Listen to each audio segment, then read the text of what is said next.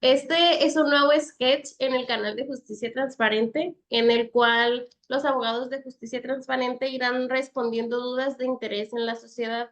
En este primer capítulo nos acompaña el licenciado Luis Gonzalo López Pulido en el tema ¿Qué hacer si soy denunciado por un delito sexual?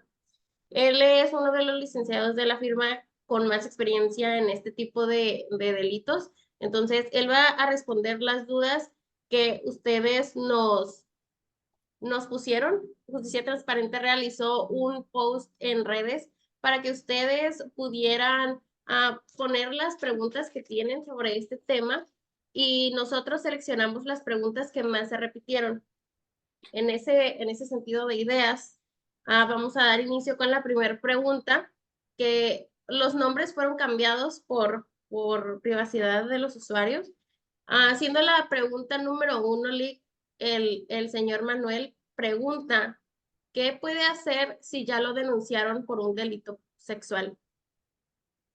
Muy bien, Lick. Pues sí, yo creo que efectivamente, como lo dices, ¿no? Esa es una de las dudas más grandes que tienen las personas cuando acuden con nosotros. Yo creo que primordialmente cualquier persona que ya tiene el conocimiento de que fue denunciado por algún tipo de delito sexual, primero que nada tiene que mantener la calma. Y una vez que sepa eso, acudir a la búsqueda de algún abogado. Igual que los médicos, siempre le recomendamos a nuestros clientes que busquen abogados que sean especialistas en la materia penal. ¿Por qué lo digo igual que los médicos? Pues porque en los médicos existen especialidades. Por ejemplo, si tengo un problema con el corazón, voy con un cardiólogo. Si tengo problemas ya sea en el oído, en la nariz, voy con un otorrinolaringólogo. En el área del derecho viene a ser casi lo mismo. Es decir, si tengo problemas familiares, acudo con un abogado en materia familiar. Si tengo algún tipo de problema con algún tipo de delito, pues acudo con un abogado especialista en materia penal, ¿no? Entonces, lo más importante al momento de que nosotros ya sabemos que fuimos, ahora sí que denunciados por algún tipo de delito sexual, lo importante en primera instancia es buscar un abogado que sea especialista en materia penal, pues para efectos de que nos brinde una asesoría en esa materia, para efectos de saber qué es lo que está pasando pues con esta denuncia, qué es lo que va a pasar, si me van a detener ya, etcétera, ¿no? Yo creo que esa pregunta vienen mil dudas más, pero contestando esa pregunta así en particular, la recomendación siempre va a ser que busque un abogado especialista en la materia penal y en su caso, pues conseguir la asesoría legal adecuada para efecto de que ese problema pues se pueda solucionar. Muy bien.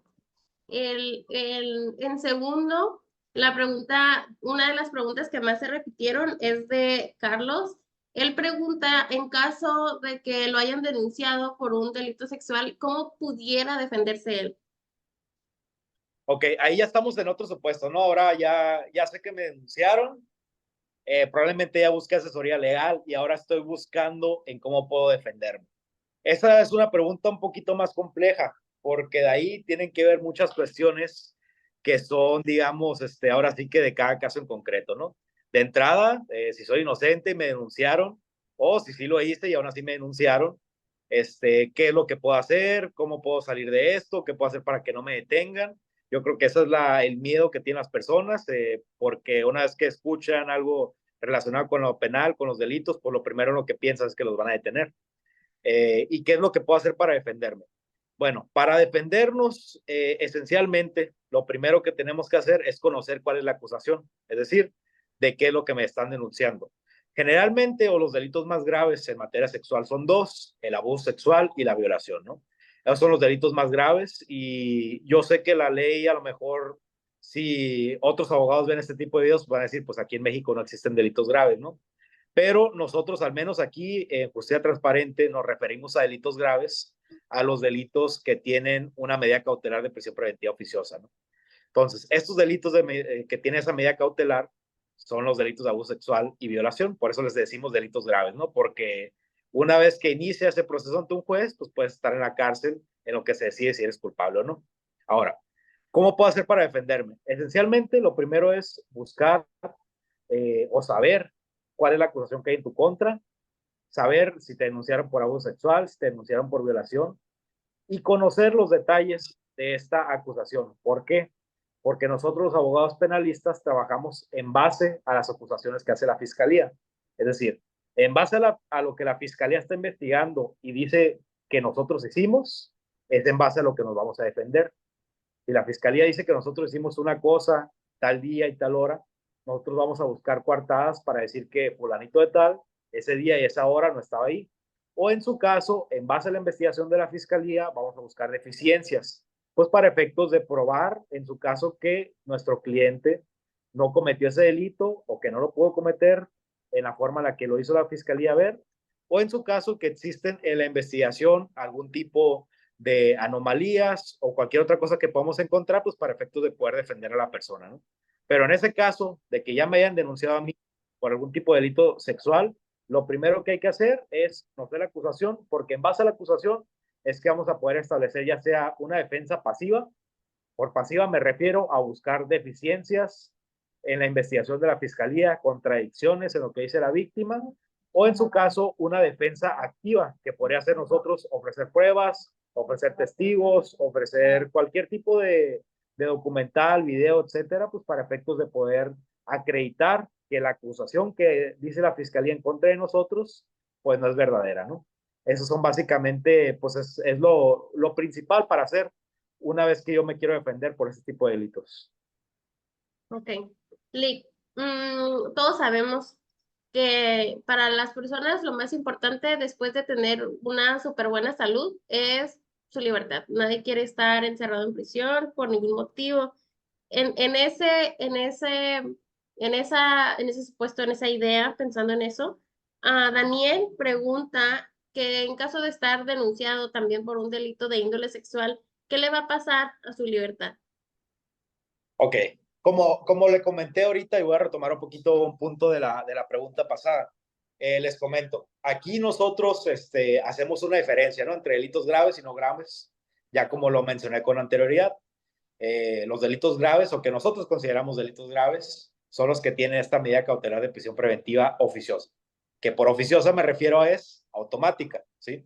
Entonces, para efecto de que no esté en riesgo su libertad durante el proceso, por lo menos, es importante ciertas cosas que nosotros, en lo que nosotros tomamos un énfasis o que le tomamos mayor importancia, ¿sí?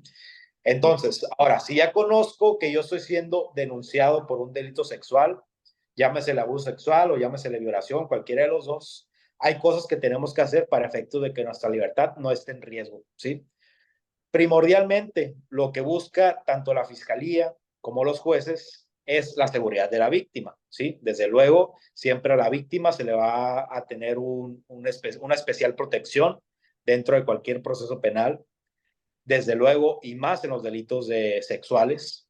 Entonces, para efectos de que mi libertad no esté en riesgo, uno de los principales motivos es no tener o no ser un riesgo para la víctima. ¿Me explico? Es decir, si por ejemplo el delito que se me denunció a mí es un delito en el cual yo estoy, o el lugar de los hechos donde se cometió el delito, está muy cerca de la víctima, yo como persona que fui denunciada tengo que alejarme de ese núcleo. Es decir, si por ejemplo esa denuncia vino de una persona dentro de mi núcleo familiar, yo como persona que estoy siendo investigada tengo que alejarme de ese núcleo familiar. ¿Para qué? Pues para que en este caso la víctima no tenga ningún riesgo de mi persona hacia ella, ¿sí?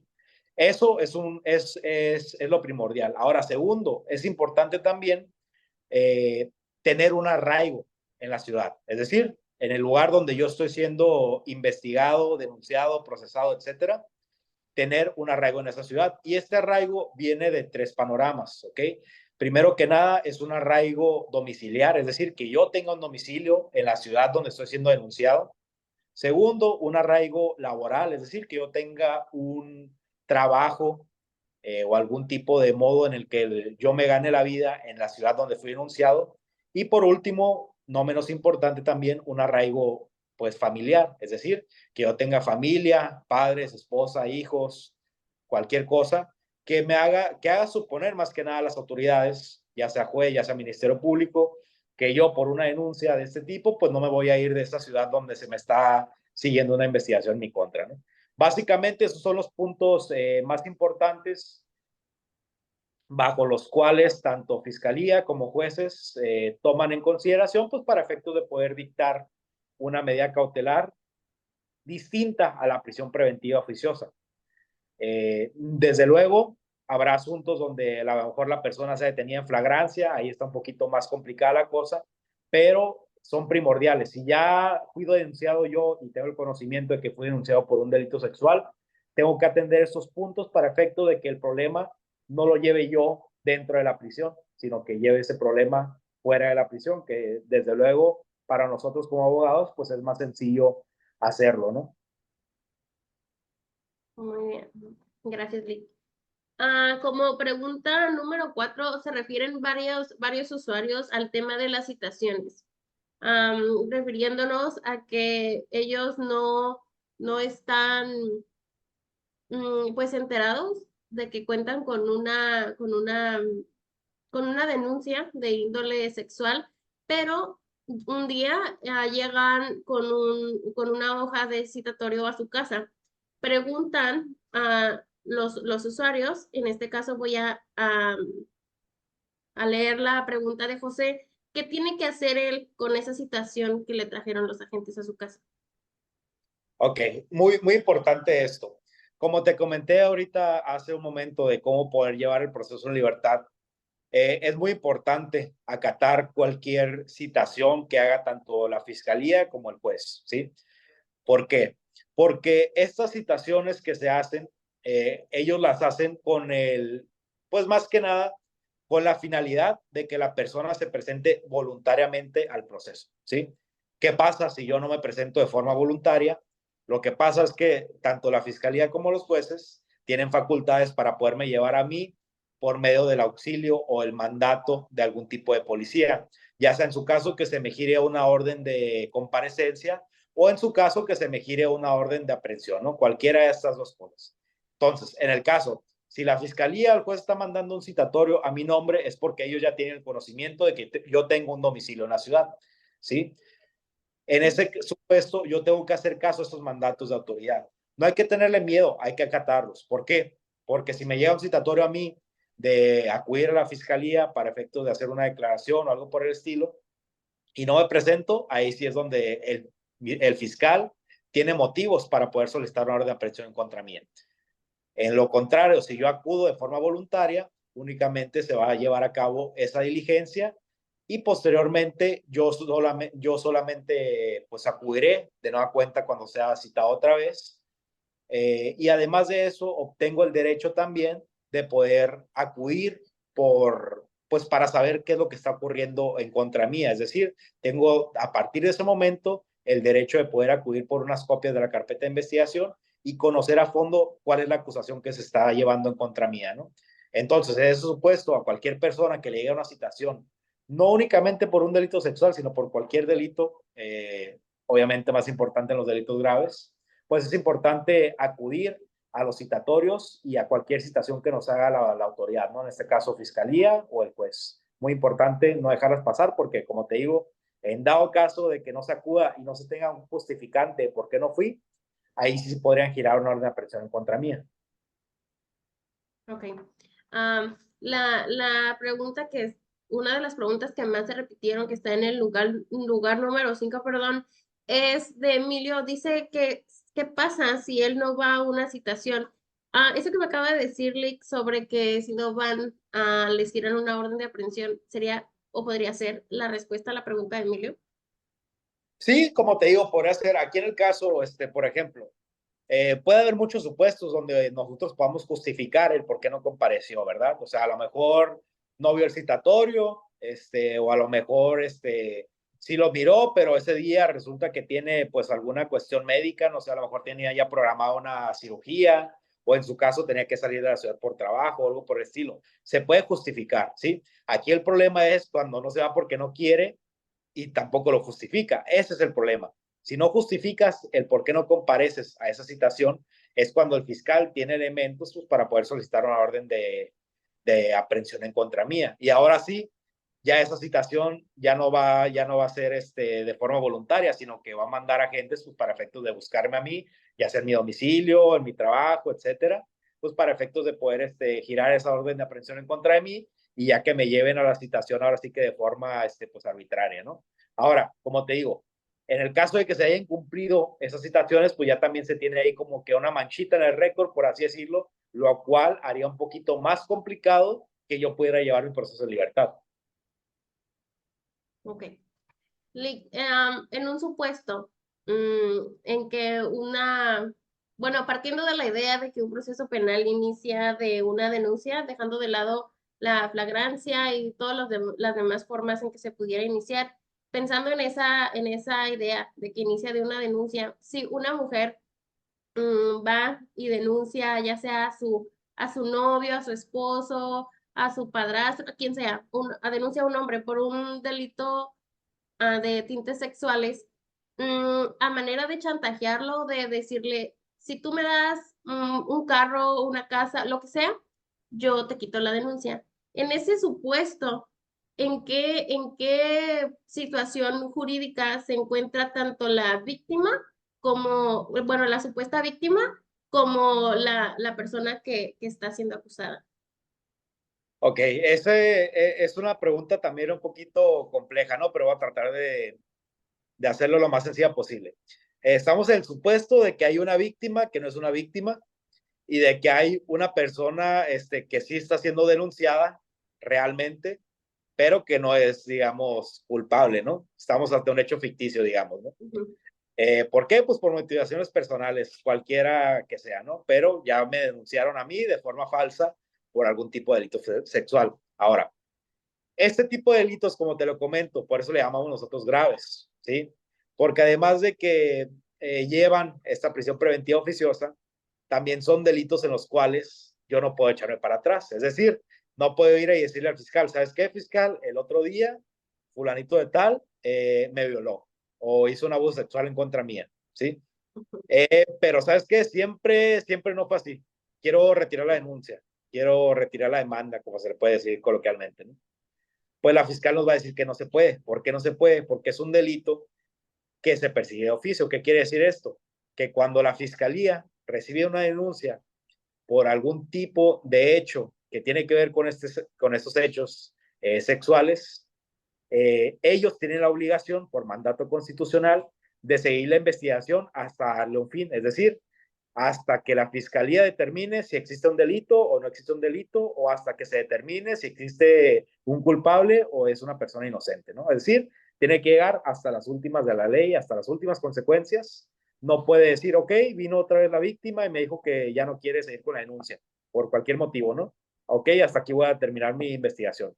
Eso no se puede hacer porque los fiscales tienen ahora sí que un mandato constitucional en los delitos graves o a los que nosotros le llamamos graves, pues para continuar con la investigación, ¿no?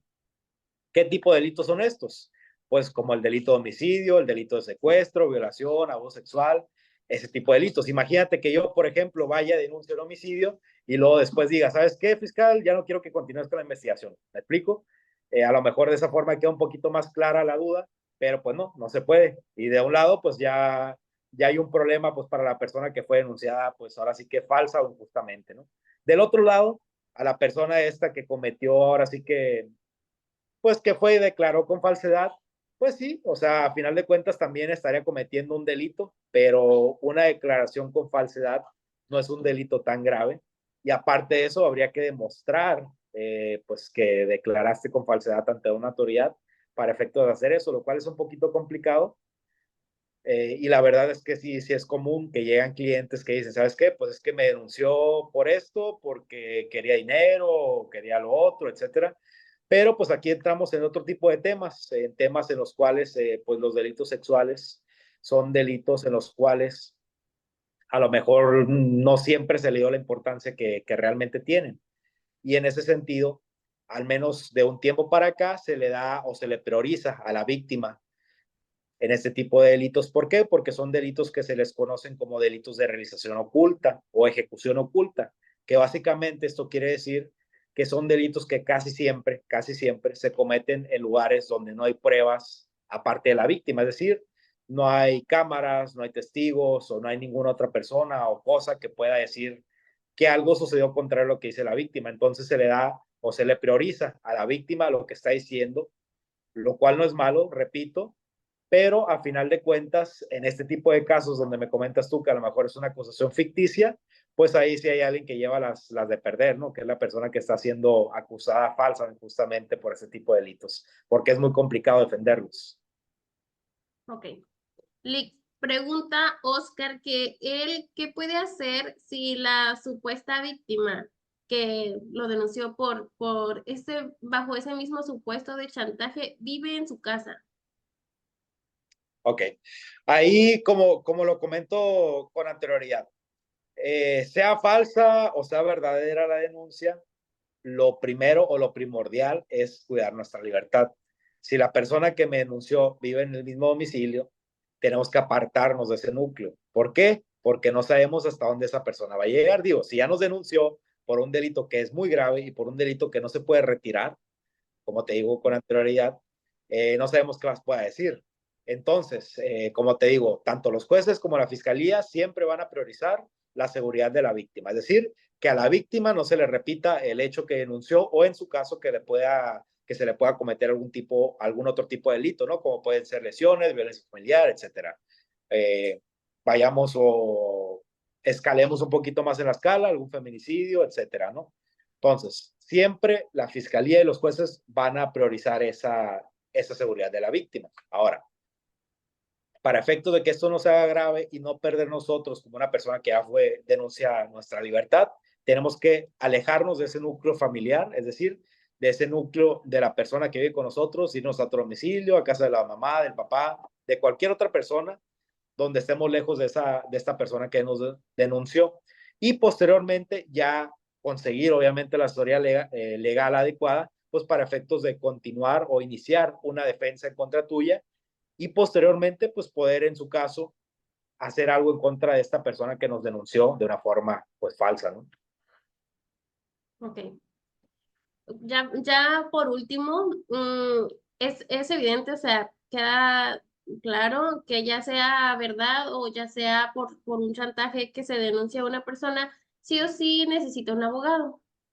Entonces, ¿qué le recomiendas a una persona en esa situación para saber elegir qué abogado tiene que contratar? ¿En qué se puede fijar él para elegir a su abogado? Muy buena pregunta, Lick. Bueno, mira, en primera instancia, como te comento, si ya fue denunciado, como te digo, o sea, a final de cuentas, sea falsa o sea verdadera, es la misma. ¿Por qué? Porque los delitos son graves, no se pueden retirar. Entonces, el hecho de que sea falsa o sea verdadera tiene que ver más con una cuestión de cómo me voy a defender de ese delito y no con una cuestión de cómo procede el delito en contra mía, ¿sí? Sea verdadera o sea falsa, procede igual, son los mismos años de cárcel, son los mismos riesgos que pueden llevarme a mí a perder mi libertad personal, pero el cómo defenderme sí es distinto. Ahora, ¿cómo escoger un abogado honesto? Como lo comenté desde un principio, es importante conseguir una asesoría legal adecuada, ¿sí? Pero ¿de quién? De un especialista en la materia penal, incluso un especialista en la materia penal, pero en delitos sexuales. ¿Por qué?